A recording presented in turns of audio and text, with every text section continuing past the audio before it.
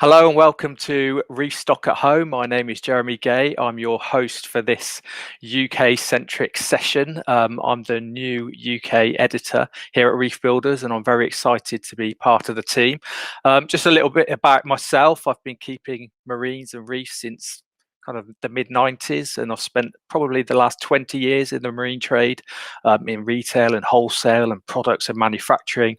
And lately I'm doing marines and reefing kind of 6 or 7 days a week. So I'm completely submerged in the hobby and the trade and everything reef. And I've got 4 great videos to bring you this episode. So first of all, we've got a video from Nick at NIOS in Germany. It's about nitrate and phosphate. And when I talk to people in my LFS, phosphate is still the biggest issue for most new reef keepers. At the beginner end of the hobby, you've got people who struggle with phosphate. They can't control it. It's too high. They get algae. They can't grow corals. And it goes on and on and on. And that's a massive learning process.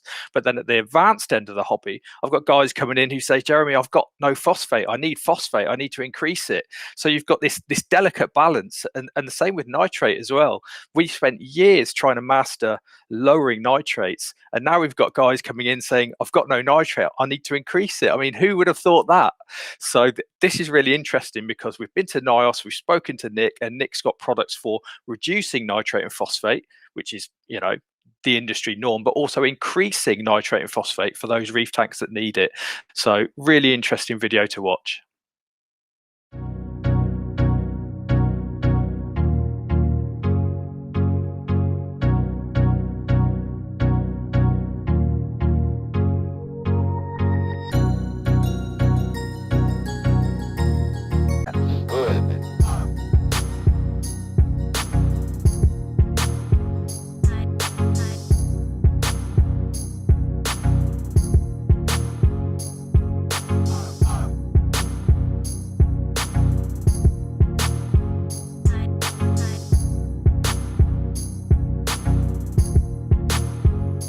Hi everyone, I'm Nick here with NIOS from Germany.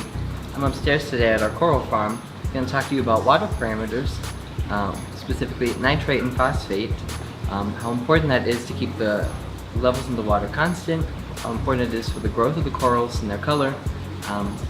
So I brought with me my test kits today, a torque, so we're going to be talking to you about a few of those things, so let's dive right in.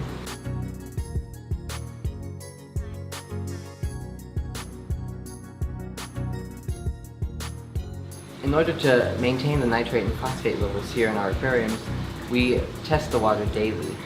Our target level of nitrate is 15 ppm, and our target level of phosphate is 0.05 ppm. If you're testing your water at home in your own aquarium, you can do this easily once a week or twice a week if you want to. I'd like to start with you today by showing you our nitrate test and how one does that. We're going to start by taking 5 milliliters of water into each of our 2 jars here. And use a syringe to do so.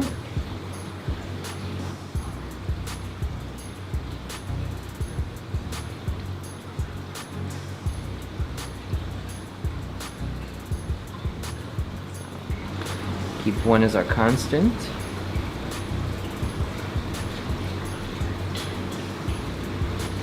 The other one here, we'll add our agents to. We're going to first start with the bottle number 1, 5 drops of this. First couple of drops you're going to put onto a towel to make sure that they're all evenly sized when they come out. I'm going to shake this up real quick.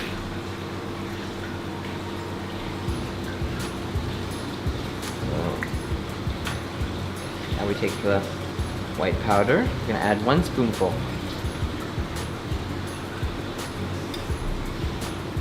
I want to make sure it's a nice even spoonful. Put that lid back on and shake it up. We're going to shake for 1 minute with the powder in the solution now. It's important to shake for the full minute, because if you shake for less than a minute, it could read as a lesser value when you read your value. We're going to leave this here for about 5 minutes to sit, and then we can read the value afterwards. After 5 minutes, we're now ready to read the value. Up top, we have the clear jar so that we can see the color that's on top of the scale. We're going to look from straight above. We're going to move this slowly across until we see where the colors match. And here we are at number 12. It's a match. Next up, I'll be showing our phosphate test here. So let's take that. Open this up. Syringe. 2 jars. Reacting agents. Instructions and the color strip. First step here is to take 20 milliliters of water into each jar.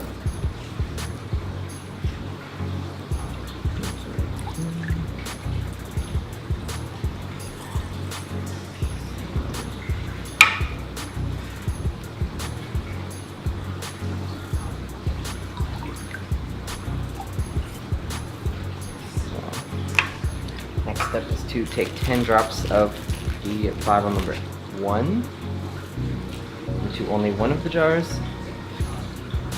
Leave a few drops to the side first. And it's very important to have the phosphate value at 0.05 ppm. When the phosphate is too low, the corals don't grow at all. And if it's too high, corals die. It's very dangerous for them. So it's always good to keep that at a nice constant level of 0.05. Next step is the jar number 2. 1 spoonful.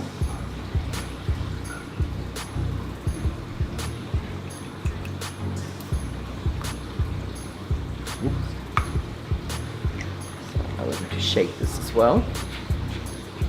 Shake it gently, and after 10 minutes of letting it stand, we can read the value.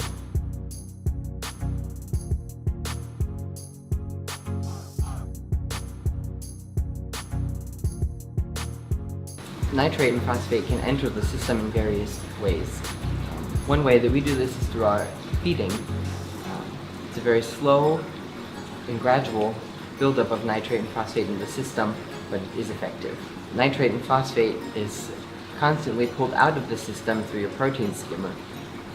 So just through feeding alone is kind of hard to maintain the level constant. In order to maintain nitrate and phosphate levels in our coral farm here, we add nitrate plus and phosphate plus into the aquarium to make sure that the level never drops to 0. If you have a 100-liter aquarium and you want to raise it by 0.01, you would add a milliliter. If you want to raise it by 0.05, then you would add 5 milliliters of solution. They're very simple to use. To make it even easier to keep the nitrate and phosphate levels constant in your aquariums, you can use a dosing pump, which we use here in our coral farm. Why don't we take a look at those? So here we have our dosing pumps hooked up with our nitrate plus and phosphate plus solutions. You can also use these systems at home. If you test the water weekly and realize that your nitrate value is dropping by 7 parts per million weekly, then you can use a dosing pump in our nitrate plus solution to add 7 milliliters of nitrate solution to the system over a week if you have a 100-liter or 25-gallon aquarium. So the same applies as well for our phosphate solution. If you are testing weekly and realize that you are having a drop of 0.02 ppm in phosphate, and you have a 100-liter or 25-gallon aquarium, then you can also attach the pump to add 2 milliliters of phosphate solution throughout the week. So we've already touched on the topic of raising your nitrate and phosphate levels in your aquarium. So now I'd like to talk about lowering those phosphate and nitrate levels in the aquarium. For certain aquariums that may have lots of fish in them, these levels are hard to keep very low. So one of our tried and true products is the NIOS Zero to lower the nitrate level in the aquarium. This is especially important with aquariums that have too many fish, or aquariums that are just starting out, to avoid those peaks of nitrate that could damage the aquarium. Another product that we have here is the Phosphate X. It is a particulated material that you would put into the fluidized bed filter that lets the water run over it and pulls the phosphate out of the system. As a special treat for you all, I have the Generation 2 prototype of the NIOS Torque. The way the torque works is the pump down below pumps the water up through the tube here, running across the Phosphate X or the activated charcoal that you put into it, and through a turning motion of base, you can control the flow of water that runs through it. So if you have a very high phosphate level and it needs to be removed quickly, you can set it to a very high water flow rate. If you need to gradually remove phosphate out of the system, you can set it to a very low rate. This prototype here has a few new features. Up top here we have a locking mechanism to make sure that the lid stays in place. The other new feature is that we have no sponges on our torque here. So if we open it up, we just have these kind of grates here where you put the filter medium into that the water runs over. One of the key factors to maintaining a good aquarium is to have an optimized protein skimmer. Here at our coral farm, we use the NIOS Quantum 300, which is useful up to 4,000 liters or 1,000 gallons. These protein skimmers are important to remove that excess nitrogen and phosphate from the system and to keep a clean system. So now we have the NIOS Torque, one of the first generational ones. We have the carbon inside, and you can see the water flows from the outside downwards. With the simple turning motion, we see here that the carbon is now moving much less, or not at all. If we turn in the other direction, it will start to speed up and tumble much more vigorously. The optimal level that you want to set the torque to is going to be a gentle tumbling motion so that there's movement throughout the system, but it is not too hectic. I'd like to thank you all today for your time. I hope it was informative and you got to learn some things. From all of us here at NIOS, a big thank you. Thank you to ReefStock at Home, Reef Builders, and Jake Adams. Thank you so much. So that was a really interesting video from NIOS. Firstly, I definitely appreciate that they've got their own kind of coral place to kind of study. And secondly, the accuracy of the test kits, that looked good. The G2 torque, the little tweaks that they've made. I mean, the torque reactor is a really popular reactor over here, and the Phosphate X, the fact that you don't need to rinse it and it's granular, that's, you know, that's a big plus point too. Quantum skimmers, again, really popular, one of the mainstay kind of mid to high end skimmers over here in the UK, and the increasing nitrate products and the increasing phosphate product, the nitrate plus and the phosphate plus. Particularly interesting because, as I said before the video, that the guys who come in and say they want to increase nitrate and phosphate, previously their options have been to, you know, feed more or add more fish, you know, use more of the juice from the frozen food. But that's dirty. That's an impure way of raising nitrates and phosphates, and that's going to bring its own problems. If you add more fish, you're going to have, you know, stressed out fish, more disease, more detritus, and that can cause algae. And if you're just using the juice from the frozen food, that's dirty water. You don't want that in your tank either. So by having the option of adding these and even auto dosing the phosphate plus and the nitrate plus to exactly the level where you want it, I think it's the next level of automation. I think that's so cool. Okay, cool. And then the first of our kind of hobbyist videos, this is a Polish reef keeper called Chris Samborski. I know him from, you know, local reef keeping scenes, and he's now living in the UK permanently. He's got an interesting tank, and I went to see him and check out what he's been up to.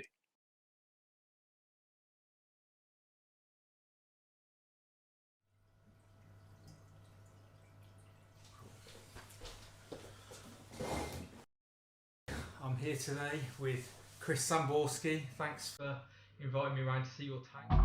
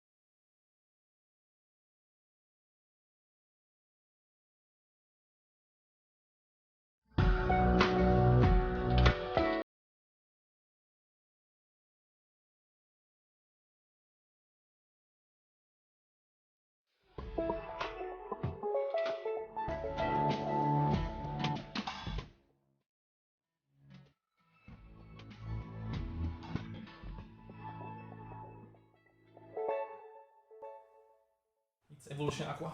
It's Evolution Aqua, so Yeah, it's a it's Evolution. 1500S. Yeah, 1500s, yeah. Okay, cool. And It's 3 years old now. okay, Yeah, coming to 3 years old. I like the scape. I like the kind of bommy that you got there on the bridge. It's really cool.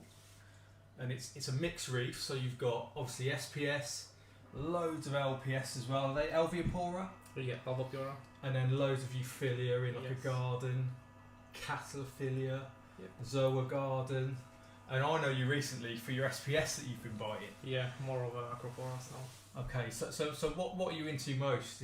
What's At the moment, I'm moving towards Acropora. I'm Yeah. starting to slowly get rid of my torches. really? I'm down to one left now.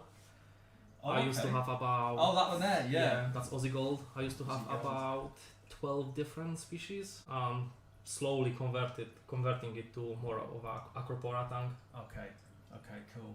Well, these Monties are really nice as well. The plated Monties, I love the swirling kind of Monty, and you've let it grow out as well. Yeah, yeah. These SPS look quite a bit younger. On that side's about 8 months old. Okay. And the top one is about 18 months. So up until recently, you were running Hydras. Hydras, I started with 5 Hydras 26 HD yeah. and 4 T5 bulbs. Then I downgraded to 4 Hydras as I was getting about 1100 par. So I Wow. was quite cooking the corals. So I downgraded to 4 Hydras and I had about 900 par roughly. And 2 weeks ago I went just with T5s completely. Okay, so what made you make the switch back to... I guess you used to run T5 like everyone did. Yeah. It's more of a natural look. You don't have that fluorescent, but it's crisps. It's very crisp, no disco light effect or anything like that. And the growth is phenomenal. It's like completely different world. So you think it's noticeable? Yeah, I do run GHL, and when I change my lighting to T5, my alg, I had to increase my dosage, Yeah. double it. Basically, I had to double the dosage Why? because of the growth. Because of the consumption. Yeah, the consumption just went berserk. Okay, so let's talk about this T5 light then. You got Yep. 1, 2, 3, so you got 8 bulbs of T5. 8 times 80 watt? Yes. Okay, and the ATI bulbs, what unit is it? It's the Sun Power dimmable fixture. I run it from 8 to 8, 3 hours ramp up and then 3 hours ramp down. And what tubes have you got in there? I got 4 Blue Plus, Yeah, 2 Actinic, yeah. and 2 Coral Plus. But this LV garden is lovely under here. And they don't mind the shade too much. And I suppose with the T5, you don't get huge amounts of shade anyway. There's still roughly, underneath the Duncan, it's still about 150 par. Wow. So he's still getting loads of light. So it's really evenly lit. Yeah. Did you experience any more kind of nuisance algae when you upped it to the T5s, or No, so far nothing. because it's more So far kind of nothing. blanket light Yeah, as well, yeah. more on the sides and the back and the front, but no, So it's far, really good. no algae issue or anything like that. So the water looks really clear. What's going on under here? What mechanical do you run? So mechanical, I have the Clarity. I was going to ask you if it was a roller filter. Yeah, roller filter, yeah. Yeah. Protein skimmer Yeah. and just refugium. Okay, so you got a Clarity. Is it the 5000? Yes. And you got a Nios Quantum 160 Yep. and Algae Refugium. Yeah, it's a Colerpa, Cheto, mix of everything So basically. you've got, is that a reactor I can see there? Little. Yeah, it's a pellet reactor for GFO, Okay. and I run that always, non-stop. So you're running GFO and the algae bed Yes. for your kind of nutrient scavenging. And I have a couple of marine pure blocks as well, hiding in the back as well. Okay, is that a UV I can see I there? have 2 UVs, they are daisy chained together. 225 watt TMC UV? Yes, they Yeah. are one, yeah. They are the And, 6 and ones. is that because of the powder blue or? No, I always run them, and I think it's more of a because everyone does it. Yeah. Why not? And so you run the UVs 24 hours a Yeah, day? always. Yeah, change the bulbs every 6 months, And are they in a separate loop or are they running from the main return pump? no, they are running from one of the just return pumps, Okay. not from the main one. Cool. Just a punt and then they are daisy chained together. So for flow, you've got 3 MP40s. Yeah, right? Three MP40s. Yeah.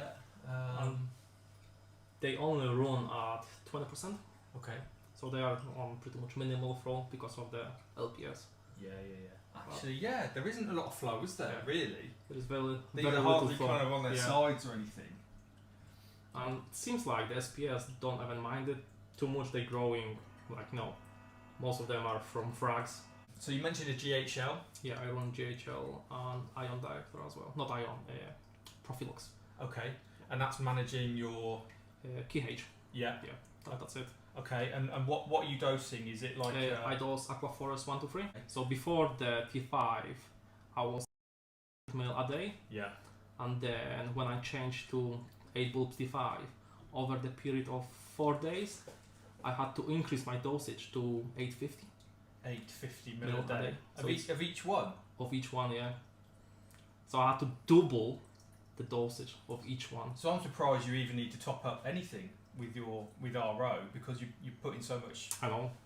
It's the heat in the house, Yeah. lots of tanks and So everything. 2.5 litres of Yeah. dosing. Wow. So Okay. do you mix your own powders? Yeah, I then? do everything myself. Yeah, Yeah, just more efficient and Yeah, more yeah. cost effective. yeah. Okay, cool. Well, the tank looks brilliant. Have you had any problems along the way, or? The main issue I had Acropora eating flatworms Okay, tell me about about a year ago, I would say. I got a frag from friend and a friend, so I trusted him. that. Yeah. Put it in the tank. About 30 days later, I noticed lots of dots everywhere around the Acropora, and then I noticed I got issue. So I had a lot of my SP Acroporas were already encrusted onto the rock. Yeah. And I didn't have a choice to. It was either removing the whole scape and everything, Yeah. or finding a natural way of dealing with it. Okay. So, So- you got plenty of wrasses, but they weren't doing it. No, they were not doing it. No, the main thing it was the six liners. Yeah. 6 liners and turkey based every Acropora once a day. What with? Turkey baster, just a cheap turkey baster from Amazon. Oh, to kind of suck them off or You just blow them blow them off. and then fish will just eat them off. Right. Okay. And after about 40 days, gone, 0, no more. And I still do about once a month turkey based of every Acropora just to double check there is nothing in. Yeah. And for the past 9 months, not a single one. Okay. So did the job.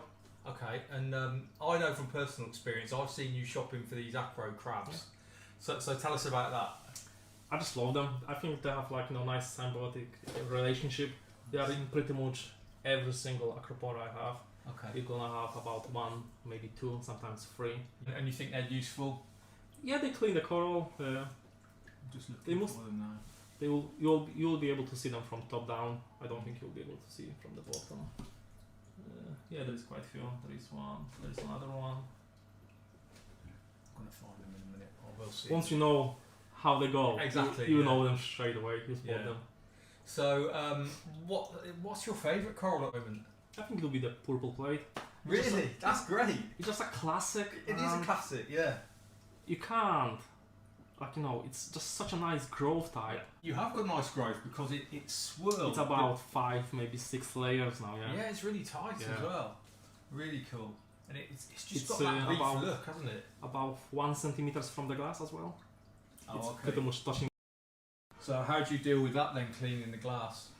It's a nightmare, but sometimes you just damage the front of it, but Yeah. it heals up, That's matter of such a days. cool overhang though. It's really Yeah. cool, that kind of light and shade. And so you've got a nice big fox face, powder Yeah. blue, loads of wrasses. What's your favourite wrasse? It would be the where is it? Is it The leopard? red. No, it's the red line brass. He's it's here, the biggest one. Oh yeah. Yeah, he's kind of the boss now. Yeah. And you've got a few damsels as well, which is cool. I do like to see damsels, especially with SPX. Yeah. It just looks. I got them when I had my Acropora eating flatworms. Yeah. Because supposedly they eat them as well. And when you turkey baste the coral and the flatworms fly off the corals, they will actually go for it first. Okay. So they are the main fish, the fish that was eating the flatworms. Yeah.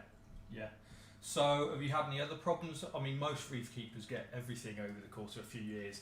Have you had ectasia? Have you had valonia? Have you had, Never had ectasia. I always check every single frag, and it always go to my frag tank first.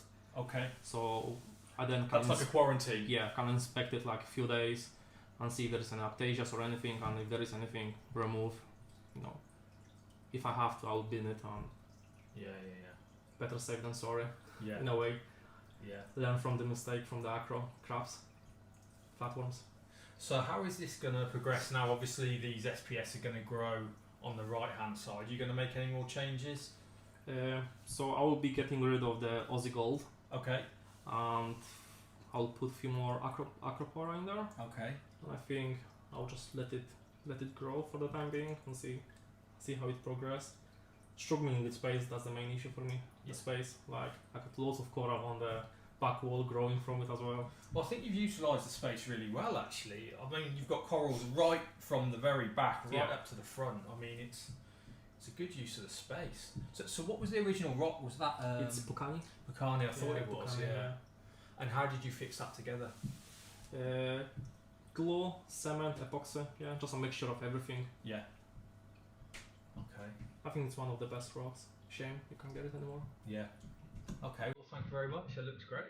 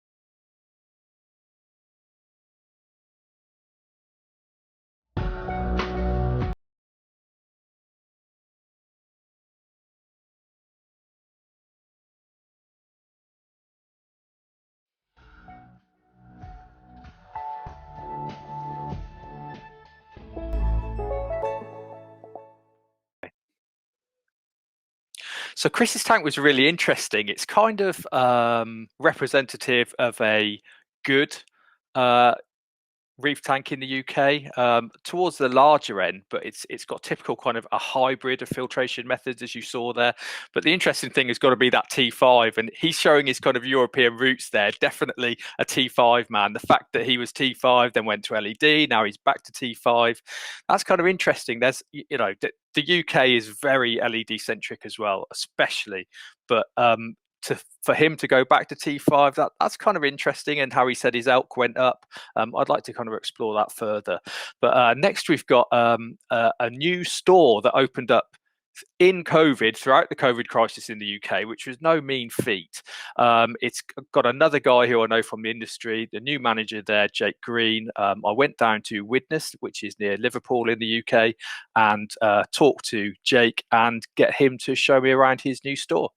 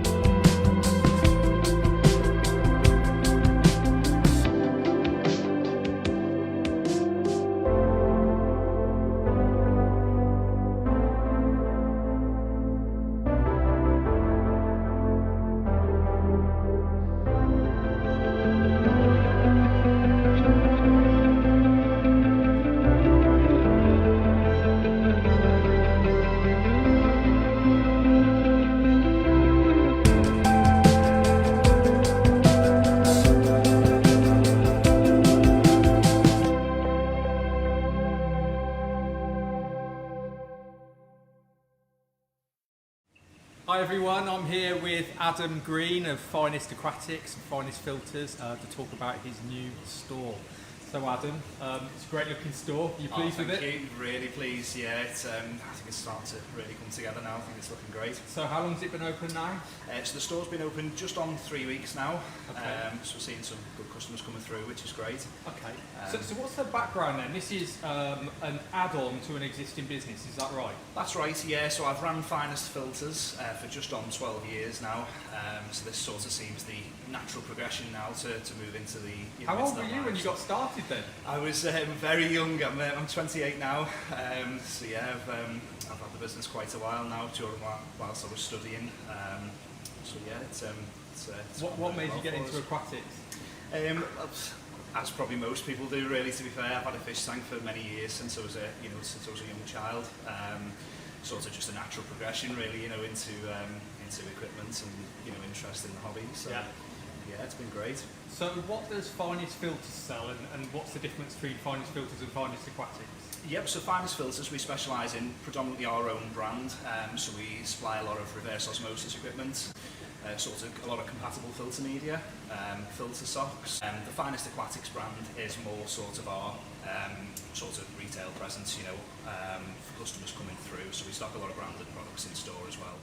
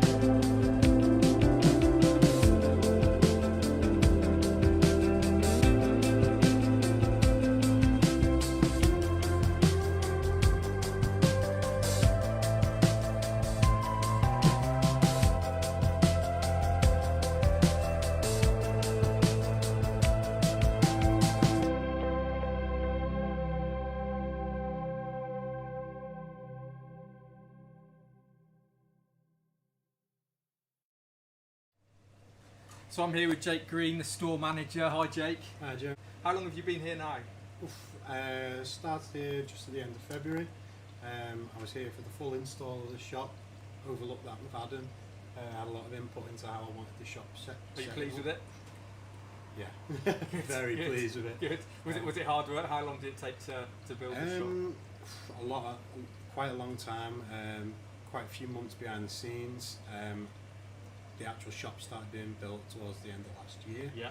And we finally got water in mid-February, and then the first stock started hitting the tanks at the beginning of March. Okay. It's been a long build, cycling everything, getting many banks and tanks and trays and everything ready to go. But so it's finally full. You got some of your favourite kind of torch corals and a few rarities in there, jawbreaker mushrooms and some rare fish, isn't it? so what fish have you got in there that you're particularly pleased about? My angels and my wrasses, always loved them. I've never really kept many angels at home, just purely for tank sizes. I'm known for having small tanks, and so yeah, really hammered down on the angels. Something I wanted to stock. At the moment, I've got tank bred Collini, tank bred gold flake. There's a stunning. I saw that little gold flake, really cute. Yeah, it's really nice. There's golden, Cortez, Queens, Tiger Pike as well. Really nice Tiger hybrid. Pike. Yeah. And then the wrasse as well. A lot of wrasse. I saw the Lenardi wrasse, and yeah. do you have some Jordans as well? Yeah, Giordani, some red hooded, rhomboids, which are my favourite wrasse. lineatus, isosceles, a fair few. I love my rats. So you've got to kind of exercise your passions. That's it, yeah. I've got backing of a really good, really great boss, and gives me free reign over what I want, For people who haven't been before, what's Finest Aquatics got to offer? Bit of something for everybody. Literally starting at £20 frags, all the way up to £1,000 corals. Same with the fish. There's something for everybody, whether you're starter, intermediate, experienced. Yeah, Nice to see that quarantine room in the back as well. Yeah, a lot of shops don't have one, but it was something we wanted from day one. Proper quarantine system. So we're running full UVs on everything, more UV than is actually needed. Yeah. They can get treated in their individual tanks to keep, if it's tangs or angels, we can keep them separated. But yeah, it's good to have. It's coming useful. What are your plans for this big display? Is this going to stay fish only, this tank? This is fish only. Okay. Yes. What have we got in there so far? In here we've got 3 very shy sharks. Really? Yeah, we do. Wow. They are in there, they're hiding. I'll feed them in a bit for you so you Okay. can see them. There's a marmalade, a Yeah. bamboo, Yeah. and a really, really nice epaulet. Epaulet? What Yeah. size is that then? He's about 2 foot. And I can't see him. No, yeah. I'll get him out for you though, don't worry. So the angel, is that cream or a Singapore? Singapore. Singapore angel. And Yeah, what and was a big Soho. big Soho tank. So what else is going in there fish wise? What's on your bucket list? Golden puffer. You might have seen the big Naso, the big lipstick. Yeah. He's on the banks, had a bit of copper run through him. He's been in for a fair few weeks now. He'll possibly be moved over here in the next week or so. He's been in a while and he's really nice fish.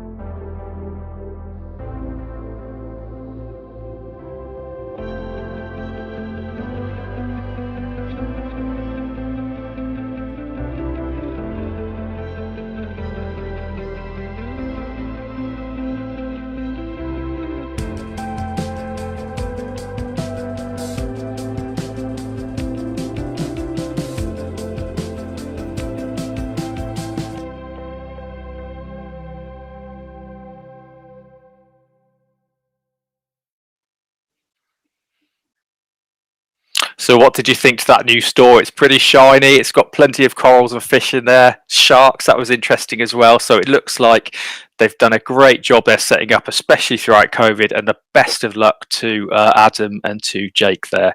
So last and by no means least, we've got this great tank that I managed to stumble across on my kind of reef ramblings with other UK reef keepers. This is maintained by a guy who I work with. His name's Edwin Miles. He's got a maintenance business called Tank Account, and he I was just talking about how we can show off different reef tanks and who we should go to and whether we should do some of the big famous ones, and he mentioned this tank that he maintains, and he's spoken to me about it before and I didn't think much of it, and then he showed me a photo and I was like, Ed, I've got to see this tank. And the best thing is, you haven't even seen this on Instagram. It's not on YouTube. This is a bit of a Reef Builders ReefStock at Home exclusive. So the owner of the tank, his name is Thea Sabri. It's in a beautiful part of North Wales in the UK. It's maintained by Ed, and I went down there to see Ed and to look at this amazing tank.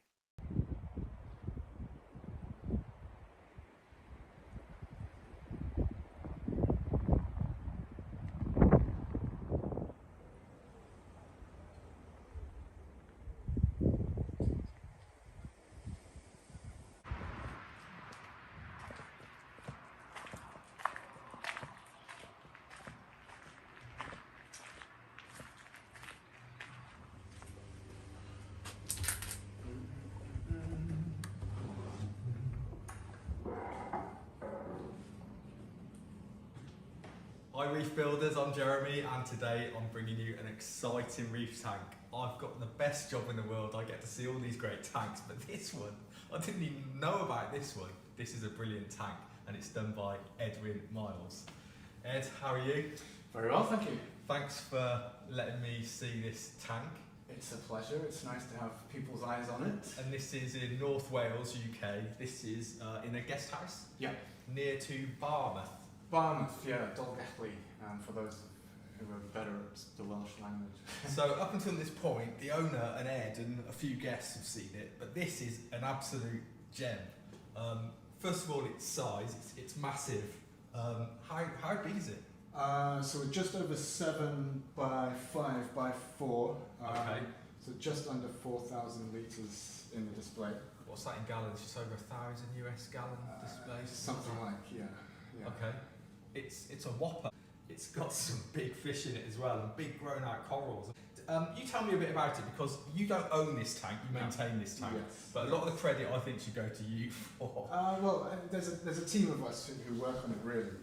Team of 4 people, the owner, myself. Okay.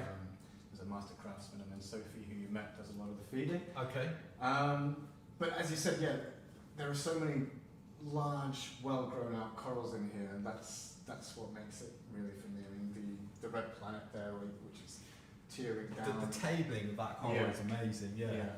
So you're seeing corals do what they want to be, what they want to be. It's so rare to see grown out corals these days. Yeah. Even, you know, the green stag, and we're so used to seeing small frags, but we don't get to see them in their right kind of form and right shape. Sure. Even the gorgonian, the huge kind of nest-like gorgonian. It's a pleasure to see. It's nice to see big stuff, right? Yeah. And big fish as well, and lots of fish.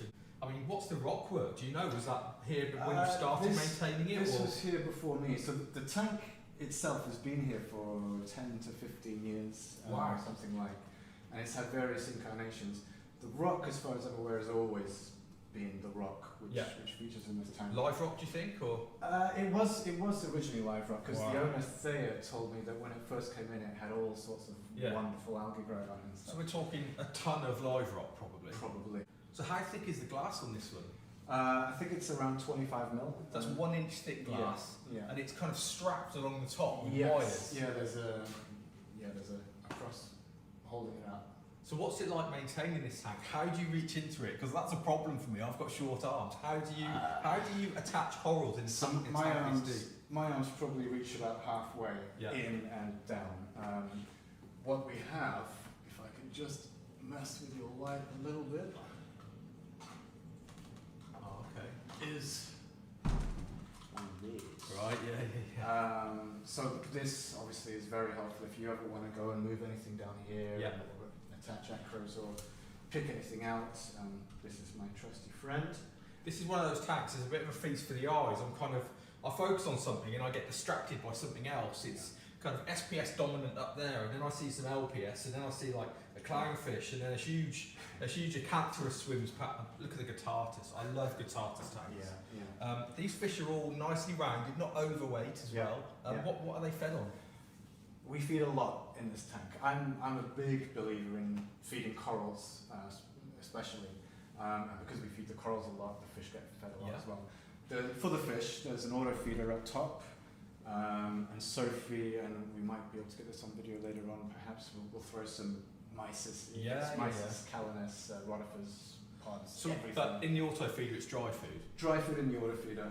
And then we've got just around the corner here, I don't know if you can pick that up, but there's phytoplankton. It gets 6 mils of phytoplankton an hour and 2 mils of baby plus an hour. Okay. And a lot of people are going to be thinking, what's the engine of this tank? What hardware are you running? So downstairs there's a further 3,000-ish litres in which we've got a roller mat, real basic stuff. Roller mat, GFO, carbon, a big skimmer. Yeah.